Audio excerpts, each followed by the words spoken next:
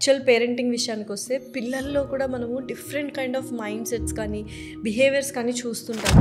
కొంతమంది పిల్లలు చాలా మొండిగా ప్రవర్తిస్తుంటారు. Especially like for example to say 3 years to 10 years మధ్యలో ఉన్న పిల్లల గురించి మనం ఎక్కువగా మాట్లాడుకున్నట్లయితే కొంతమంది చాలా స్టబాన్గా ఉంటారు. వాళ్ళకి ఏది కావాలో అది ఇచ్చేయాలి, లేకపోతే కింద పడి ఏడుస్తారు, దొర్లుతారు. ఎస్పెషల్లీ మాల్స్లో వాటిల్లో కింద పడి ఏడుస్తుంటారు. ఎంబారసింగ్కి పిల్లలు అలా చేస్తున్నారని పేరెంట్స్ కొనిచ్చేస్తుంటారు. సో స్టబాన్గా ఉన్న పిల్లల్ని ఎలా మార్చుకోవాలి? స్టబాన్గా మారింది బికాస్ ఆఫ్ యూ ఓన్లీ. ఎందుకంటే పేరెంట్స్ రిలేటెడే అది ఉంటుంది మ్యాక్సిమం. వాళ్ళు పుట్టిన నుంచి స్టబాన్గా లేరు కదా. మనం ఇచ్చే ఫెసిలిటీస్, మనం ఇచ్చే రెస్పాన్సెస్ బట్టే వాళ్ళు అలా తయారయ్యారు. First thing.